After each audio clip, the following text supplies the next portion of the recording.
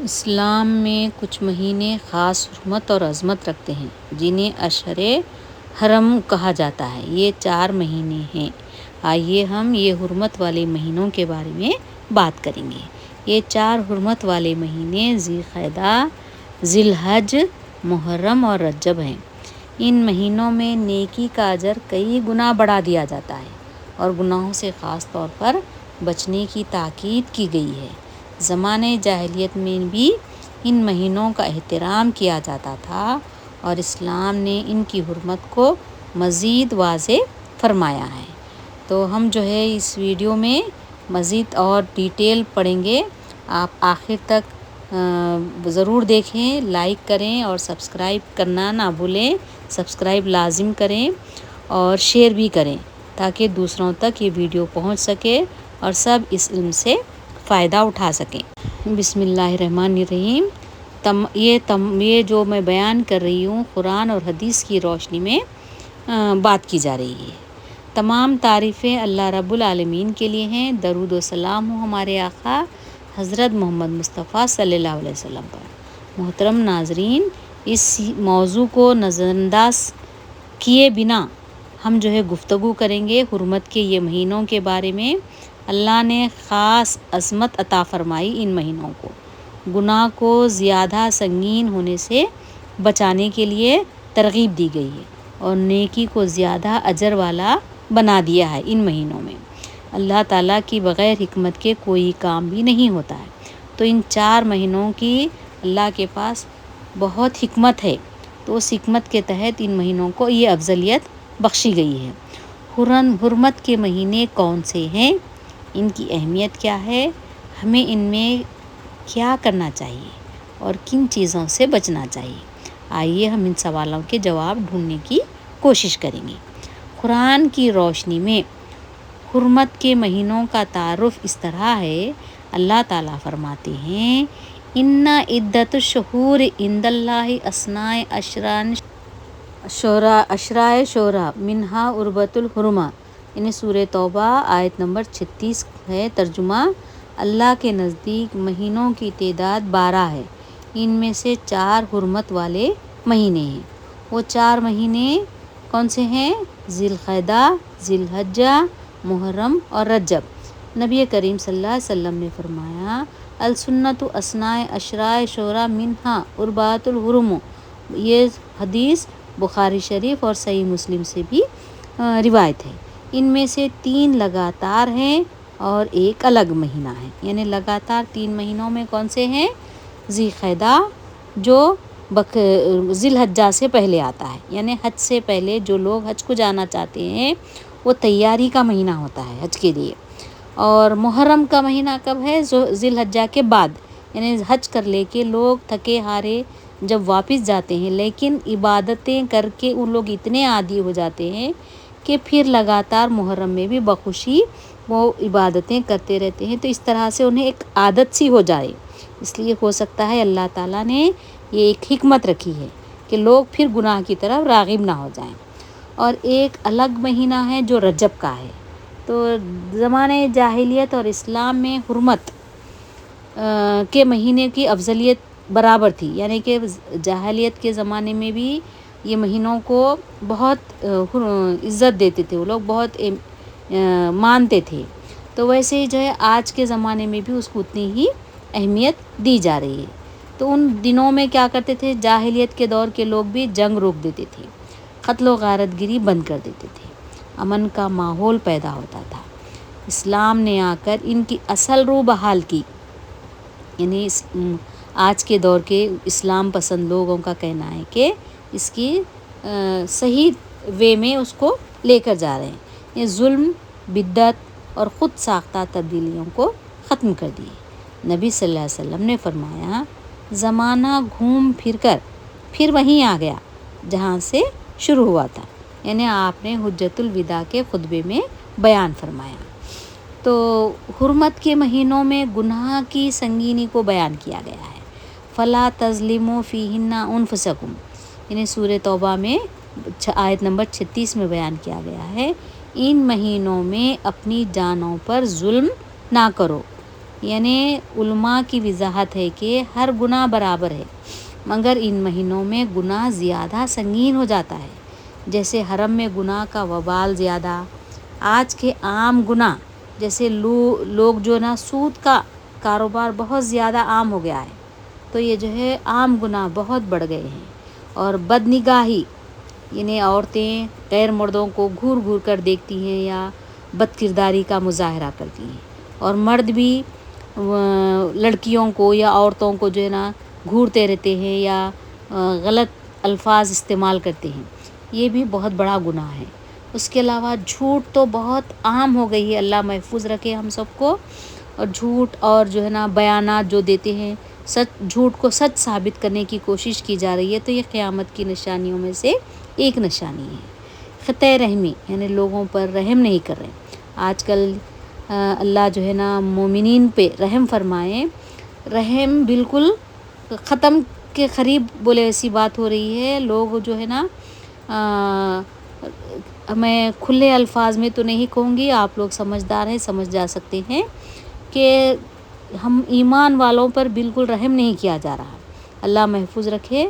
اور جھوٹ بھی اس کو سچ ثابت کرنے کی کوشش کی جا رہی ہے، اور جو لوگ جھوٹ کہتے ہیں ان کو انعامات سے نوازا جاتا ہے۔ تو یہ جو ہے اللہ تعالیٰ کی ایک آزمائش ہے ایمان والوں کے لیے۔ ہم ایمان پہ ثابت قدم رہیں، ہم اپنے ایمان سے نہ بھٹکیں۔ اور سوشل میڈیا کے گناہ بھی بہت بڑھ گئے ہیں، اور گانا، ناچ، فحاشیہ حرکتیں اور لباس، مردانی لباس عورتوں کا لباس مرد پہن رہے ہیں، اور بال بھی جو لامبے رکھتے ہیں لڑکیوں کی طرح، چوٹیاں گوندھ رہی ہیں، یہ سب کیا ہے؟ یہ گناہ کی طرف راغب ہے۔ تو اگر عام دن میں آگ لگے یا خاص دن میں لگے، نقصان تو ہر دو برابر ہوتا ہے۔ تو اسی طرح سے چاہے ہم یہ حرمت کے مہینے میں بلکہ گناہ کو نہیں روکنا، بلکہ سال کے 12 مہینے پورے ان گناہوں سے محفوظ رہنا چاہیے۔ اور نیکیاں میں ہم کو نیکیاں کا میں اضافہ جبھی بھی ہوتا ہے، ابھی بھی یہ مہینوں میں اور زیادہ اہتمام کرتے ہیں ہم، یہ کرنا بھی چاہیے۔ اور جیسے گناہ بڑھ جاتے ہیں ویسے ہی نیکیوں کا بھی اجر ان مہینوں میں بڑھ جاتا ہے۔ تو اس لیے ہم اللہ کے جو اللہ تعالیٰ نے جو پسند فرمایا ہے جن کاموں کو، ان پر ہم پورا اترنے کی کوشش کرنا۔ جیسے ان مہینوں میں نفل نمازوں کا اضافہ کریں، توبہ و استغفار زیادہ کریں، صدقہ خیرات زیادہ دیتے رہیں، اور لوگوں پر صلہ رحمی کریں، یعنی جو مجبور بے سہارا ہوتے ہیں ان کی مدد کریں، کمزور ناتوان لوگوں کی مدد کریں، قرآن کی تلاوت کریں، روزے خاص طور پر محرم میں روزوں کا اہتمام کریں۔ حدیث شریف سے بیان ہے، مسلم حدیث سے، کہ بہترین روزے رمضان کے بعد محرم کے ہیں، یعنی اللہ تعالیٰ کا فرمان ہے کہ رمضان کے بعد اگر کوئی روزے سب سے بہتر ہیں تو وہ کون سے ہیں؟ محرم کے۔ تو بعض لوگ محرم کے 10 روزے بھی رہتے ہیں، جو لوگ نہیں ہو سکتا، صحت ان کی ساتھ نہیں دیتی، تو 9 اور 10 کا روزہ رہے، بہت افضل ہے۔ اور محرم میں اللہ کا مہینہ، عاشورے کا روزہ، یہ جو ہے بہت افضلیت کے ہیں۔ عاشورے کا روزہ 1 سال کے گناہ مٹا دیتا ہے، یہ صحیح مسلم کی حدیث سے روایت ہے۔ تو روزانہ عاشورے کا ہم ایک روزہ رہیں گے تو 1 سال کے گناہ مٹ جاتے ہیں۔ تو اس طرح سے ہم کو محرم میں کم سے کم 2 روزے رہنا، ایک 9 تاریخ کا اور 10 تاریخ کا۔ غلط رسمیں، یعنی جو لوگ غلط روایات کو اختیار کر کے، غلط رسومات کو اختیار کر کے جو ہم کام کرنا ہے وہ چھوڑ دیتے ہیں، تو یہ جو ہے نا اللہ کی ناپسندیدہ چیزوں میں سے ہے۔ خود کو زخمی کرنا، ماتم کرنا، غیر شرعی جلوس، اسلام ہمیں صبر، دعا اور اتباع سنت سکھاتا ہے، خود کو نقصان پہنچانا نہیں۔ تو ہماری ذمہ داری ہے کہ حرمت کے مہینوں میں ہمیں چاہیے کہ ہم سچی توبہ کریں، دل کو صاف کر لیں، دشمنیوں کو ختم کریں، نماز کی پابندی کریں، گھر، بازار، سوشل میڈیا، ہر جگہ تقوی کا مظاہرہ کریں۔ یہ مہینے ہمیں روحانی صلاحیتوں میں اضافہ کرتی ہیں، روحانی طاقت عطا کرتی ہیں، تو یعنی ہم کو پھر سے ری اسٹارٹ کا موقع ملتا ہے. یعنی اگر ہم غلط کاموں میں بھی الجھے ہوئے تھے تو ہم جو بھٹکے ہوئے تھے ہم راہ راست پر آ جائیں، گناہوں کو ختم کریں اور جو ہے سیدھی راہ پر آ کے پھر سے اپنی زندگی کو نئے سرے سے اسٹارٹ کریں. تو حرمت کے مہینے صرف کیلنڈر کی تاریخیں نہیں، یہ اللہ کی طرف سے خاص وقت ہیں. تو ان کی قدر کریں، اپنے اعمال بدلیں، اللہ سے سچا تعلق جوڑیں، دعائیں کریں کہ اے اللہ ہمیں حرمت کے مہینوں کی قدر کرنے والا بنا، ہمیں گناہوں سے بچا اور اپنی رضا عطا فرما اور ہم کو سیدھی راہ پر لا اور اللہ تعالیٰ کے جو بھی احکامات ہیں اس پر چلنے کی ترغیب دے. تو یہ جو ہے سورہ توبہ میں اللہ کا فرمان جو بیان ہوا ہے کہ بے شک اللہ کے نزدیک یہ مہینے گنتی کے حساب سے 12 ہیں، لیکن جس دن اللہ تعالیٰ نے آسمان اور زمین کو پیدا کیا تھا ان میں سے یہ 4 مہینوں کو حرمت والے بنا دیا تھا، جس میں سے 3 مہینے تو اکثر حاجی جو مکے اور مدینے کا سفر کرتے ہیں وہ جو ہے رجب کے مہینے میں جو لوگ حج کو نہیں جاتے ویسے لوگ رجب کے مہینے میں عمرہ کے لیے جا سکتے ہیں. تو اللہ تعالیٰ رجب کے مہینے کو اکیلا ہونے کی ایک حکمت عطا کی ہے. تو عمرے کی ترغیب ہر ایک کو دینا چاہیے ہم. اور جبھی بھی سہولت، اب تو رجب کا مہینہ بول کے نہیں رہا، آج کل ٹیکنالوجی اتنی بڑھ گئی، ترقی کر لی ہے کہ پلینوں کا اہتمام ہو رہا اور الحمدللہ سب کے پاس پیسہ بھی ہے. لوگوں میں کچھ ایسے اسلام کے دینی ماحول کے اور لوگوں میں اضافہ ہوتا جا رہا، اللہ کی رغبت بھی بعض لوگوں میں زیادہ بڑھ رہی ہے. تو ایسے لوگ جو ہے نا عمرہ کو سال کے 12 مہینے ہر کوئی نہ کوئی جا رہا ہے. اہل اسلام درمیانی سال میں بھی عمرہ کر سکتے ہیں. اور مسلسل 3 حرمت والے مہینے حج کی ادائیگی کے لیے اللہ تعالیٰ نے ان کو مقرر کیے ہیں. یہ مہینے دور جاہلیت سے ہی حرمت والے تھے. اب یہاں پر ایک اور نیا ایک شوشہ چھٹا ہے کہ شریعت میں یہ کوئی انوکھی بات نہیں. بعض علماء کا کہنا ہے یہ اللہ کا بھید اللہ ہی جانے، ہم اس میں دخل نہیں دینا چاہیے، لیکن پھر بھی جو شریعت میں لوگ نئے جو شریعتیں نکال رہی ہیں اس کے تحت میں یہاں پر آپ سے بتا رہی ہوں. ایسے بہت سے امور ہیں، مثلاً اللہ تعالیٰ نے مکہ معظمہ کو دیگر جگہوں سے خصوصی ممتاز حیثیت عطا فرمائی. یہ تو ہر ایک کو معلوم ہونا چاہیے کہ اللہ تعالیٰ بعض مقامات کو بہت اہمیت عطا کی ہے، ممتازیت، ایک خصوصیت عطا کی، یونیک. تو ایسے ہی جمعہ کے دن کو بھی ہفتے کے دیگر ایام سے الگ امتیازی حیثیت دی ہے. اسی طرح سے یوم عرفے کو مخصوص عبادت کے ساتھ دیگر ایام پر فوقیت عطا کی گئی. یعنی عرفے کے دن ہم کو بہت عبادتیں کرنا چاہیے، ہم اپنے گناہوں کی توبہ کرنا، مغفرت کے لیے دعائیں کرنا، کیونکہ عرفے کے دن حج کا دن ہوتا ہے. اللہ تعالیٰ اس دن عرفات کے میدان میں جو بھی جا کے اگر 1 منٹ کے لیے بھی ٹھہرا تو اللہ تعالیٰ ہمارا حج قبول فرماتا ہے. اللہ تعالیٰ تمام پورے عالم اسلام کے ہر فرد کو حج کی سعادت نصیب فرمائے.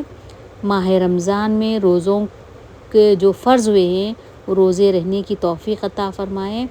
دیگر مہینوں کے مقابلے میں رمضان کے مہینے کو اللہ تعالیٰ نے فوقیت دی ہے اور یہ روزوں کو فرض کر دیا ہے. پھر دن کے کچھ حصوں میں نمازیں عطا کی گئی ہیں، جیسے کہ معراج کی رات میں اللہ تعالیٰ نے 5 نمازوں کو فرض کر دی ہیں. تو یہ مخصوص اوقات ہیں جس کو ممتاز بنا دیا گیا ہے، اس میں ہم کو 5 وقت کی نمازیں پڑھنا افضل ہے. لیلۃ القدر جیسی کچھ راتوں کو دیگر راتوں کے مقابلے میں ممتاز بنا دیا ہے. اللہ تعالیٰ کے بندوں میں سے خاص بندوں کو نبوت عطا کر کے انہیں ممتاز بنا دیا ہے، جیسے انبیاء کو دیگر افراد کے مقابلے میں. پھر ہم کہتے ہیں کہ کوئی بعید نہیں کہ اللہ تعالیٰ کو علم تھا کہ ان اوقات کا ذکر نفس کے لیے دیگر اوقات کی اطاعت سے زیادہ اثر ہے، اور اسی طرح ان اوقات کی نافرمانی کا نفس کو خراب کرنے میں زیادہ اثر ہوتا ہے. اور یہ اہل دانش کے ہاں کوئی بعید بھی نہیں ہے. جب ان اوقات اور جگہوں میں گناہوں اور برائیوں سے انسان بچتا ہے تو اس عمل کی وجہ سے متعدد فضیلتیں اور فوائد حاصل کرتا ہے۔ تو پہلی فضیلت یہ ہے کہ ان اوقات میں گناہوں سے دوری سے ممکن ہو سکے تو بندہ ہمیشہ کے لیے گناہ ترک کر دے۔ ان اوقات میں گناہوں سے دوری شریعت میں مطلوب ہے، کیونکہ اس طرح سے جرائم اور گناہوں میں کمی آتی ہے۔ انسان ان اوقات میں کئی کی ہوئی نیکیوں کو بعد میں ضائع ہونے نہیں دیتا۔ اس طرح سے وہ برائیوں سے کنارہ کشی اختیار کر سکتا ہے۔ چنانچہ یہی وہ حکمتیں ہیں جن کی وجہ سے کچھ خطوں اور اوقات کو خصوصی اہمیت اور احترام دیا گیا ہے۔ اللہ تعالیٰ جب کسی چیز کو فضیلت دیتا ہے تو اس میں اپنی رضا اور تلاش کرنے کا موقع بھی پیدا کرتا ہے۔ مثلاً اس جگہ یا وقت کو دعاؤں کی قبولیت کا موقع دیتا ہے یا نیکیوں میں اضافہ کرنے کا باعث بھی بنتا ہے، جیسے اللہ تعالیٰ کا فرمان ہے لیلۃ القدر خیر من الف، لیلۃ القدر 1000 مہینوں سے افضل ہے۔ القدر سورہ آیت نمبر 3، یعنی ہم سے پہلے کی امتوں کے 1000 مہینوں کی عبادت سے بھی افضل ہے۔ تو ایسے ہی نبی صلی اللہ علیہ وسلم کا فرمان ہے، میری اس مسجد میں نماز مسجد الحرم کے علاوہ، یعنی مکہ معظمہ میں جو مسجد ہے اس مسجد کے علاوہ دوسرے مساجد میں 1000 نمازوں کی عبادت سے افضل ہے۔ تو اسی طرح سے مسجد الحرم میں یعنی مکہ معظمہ کی مسجد میں ایک نماز اگر ہم پڑھیں تو دیگر دوسری مساجد میں 1,00,000 نمازوں سے افضل ہے۔ سبحان اللہ۔ تو اللہ تعالیٰ کو ہی ان حکمتوں کا علم ہے جن کی وجہ سے اللہ تعالیٰ کسی وقت کو دیگر اوقات پر فضیلت دیتا ہے، اور جو معاملات اللہ تعالیٰ کی طرف سے ہوتے ہیں اس کو مؤثر بنائیں یا غیر مؤثر بنائیں، یہ بھی اللہ تعالیٰ کی ہی اختیار میں ہے۔ انسان کو دخل دینے کا قطعی اختیار نہیں ہے، لہٰذا اللہ تعالیٰ نے جن جگہوں، اوقات اور انسانوں کے لیے فضیلت خاص کی ہے اس میں کوئی تبدیلی کرنے کا کوئی بھی فرد کو اختیار نہیں ہے۔ لہٰذا ہم بھی تکبر میں نہ پڑیں اور ہم کوئی برا بھلا نہ کہیں۔ نعوذ باللہ آج کل یہ شر بہت پھیلا ہوا ہے کہ اللہ کون ہے، اللہ کوئی نہیں، نعوذ باللہ۔ تو اس طرح سے ہم ایسی باتوں سے اجتناب کریں، اللہ پر یقین رکھیں، وہ معبود ہے، اس کے سوا کوئی معبود نہیں، اور اس کے احکامات جو قرآن شریف کے ذریعے ہم پر نازل ہیں اس پر عمل کریں، اور ان عبادتوں کو ہم جو ہے پابندی سے عبادتیں کریں اور اللہ کی خوشنودی کو حاصل کریں۔ اس ویڈیو کو سبسکرائب ضرور کریں اور لائک کریں۔ اللہ حافظ۔